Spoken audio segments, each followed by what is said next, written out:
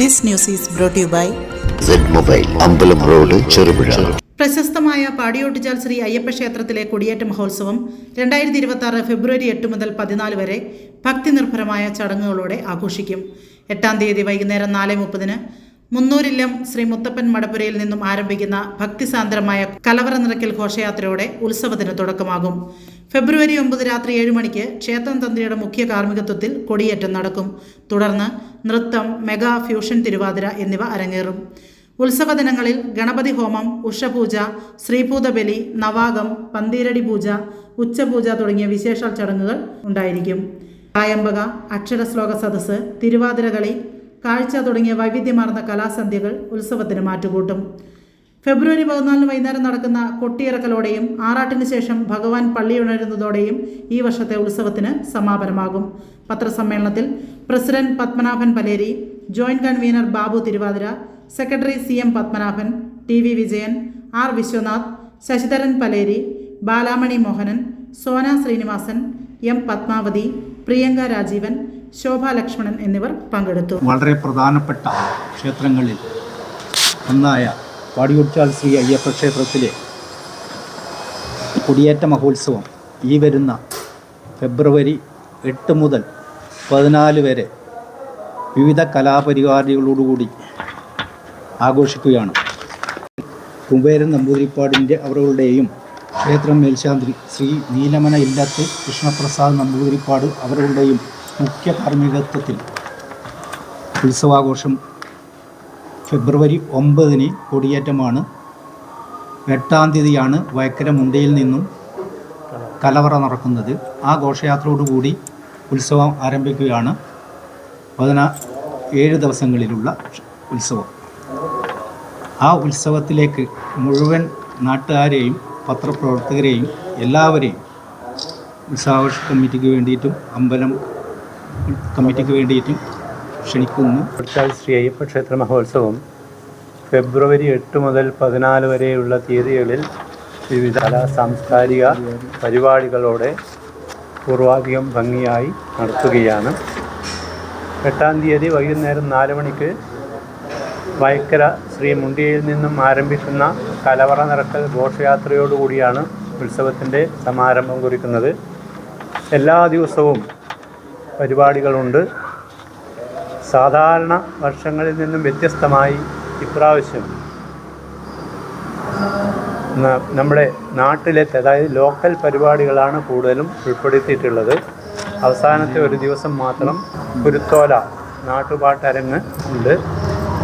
അതിൽ നിന്നും വ്യത്യസ്തമായി ഇപ്രാവശ്യം ആന എഴുന്നള്ളത്ത് ഉണ്ടാകുകയില്ല. പകരം രഥം എഴുന്നള്ളത്തും ബാക്കി പിന്നെ പറയെടുപ്പ് കാര്യങ്ങളൊക്കെയാണ് നടക്കുന്നത്.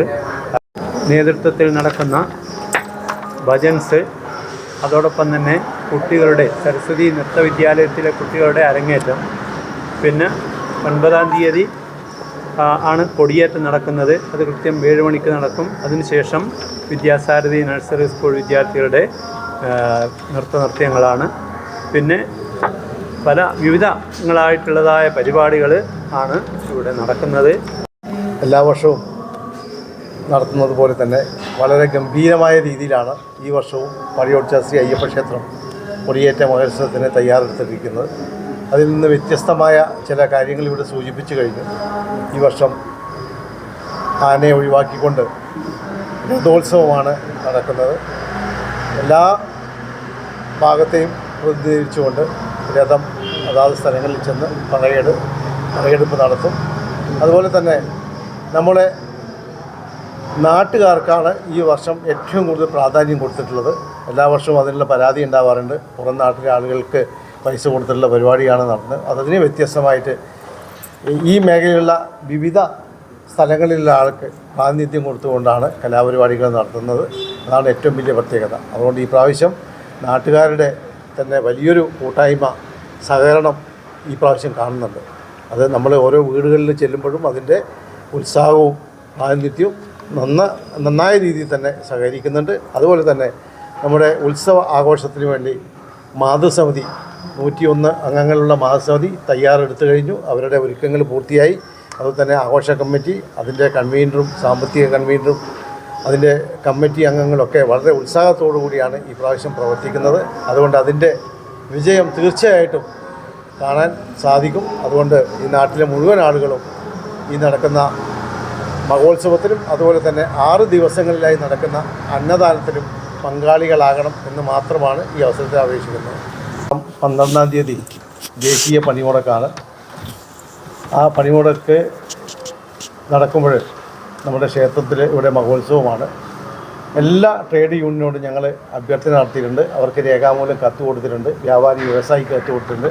അതുകൊണ്ട് തീർച്ചയായിട്ടും അവരുടെ ഭാഗത്തു നിന്ന് നമുക്ക് അനുകൂലമായ ഒരു സഹകരണം ഉണ്ടാവും എന്നാണ് നമ്മൾ പ്രതീക്ഷിക്കുന്നത്. അതുകൊണ്ട് ഈ അവസരത്തിൽ ഈ വ്യാപാരി വ്യവസായിയോടും അതുപോലെ തന്നെ എല്ലാ ട്രേഡ് യൂണിയനോടും നാട്ടുകാരോടും ഒരു പ്രത്യേക അഭ്യർത്ഥനയുണ്ട്. അന്ന് നമ്മളായിട്ട് എല്ലാവരും സഹകരിക്കണമെന്നും കൂടി ഈ അവസരത്തിൽ പറയാം. നമ്മൾ ഈ 7 ദിവസത്തെ ഉത്സവത്തിൻ്റെ ഭാഗമായിട്ട് 2 ദിവസം, ആദ്യത്തെ 11-ാം തീയതി മച്ചി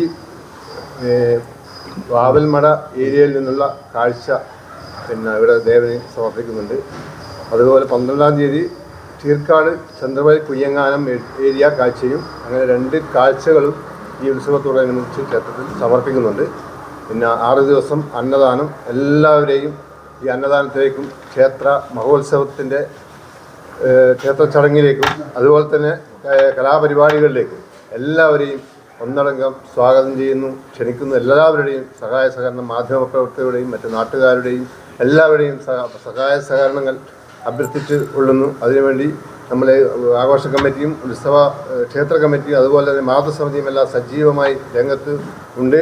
എല്ലാവരുടെയും സഹകരണത്തോടുകൂടി ഇപ്രാവശ്യത്തെ ഉത്സവം പൂർവാധികം അതിഗംഭീരമാക്കണം, എല്ലാവരും സഹകരിക്കണം എന്ന് മാത്രം ആണ് ഈ അവസരത്തിൽ എനിക്ക് പറയാറുള്ളത്.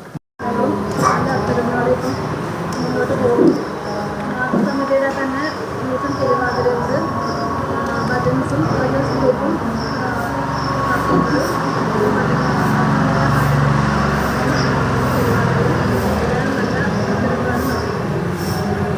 ചെറുപുഴയുടെ ഹൃദയഭാഗത്ത് 7 വർഷങ്ങളായി പ്രവർത്തിച്ചു വരുന്ന സെഡ് മൊബൈൽ നവീകരിച്ച ഷോപ്പിന്റെ പ്രവർത്തനം ആരംഭിച്ചിരിക്കുകയാണ്. IPhone, Samsung, Redmi, Realme, OnePlus, IQ തുടങ്ങിയ ലോക പ്രശസ്ത ബ്രാൻഡുകളുടെ മൊബൈൽ ഫോണുകൾ ഏറ്റവും കുറഞ്ഞ വിലയിൽ EMI സൗകര്യത്തോടുകൂടി നിങ്ങളിലേക്ക്.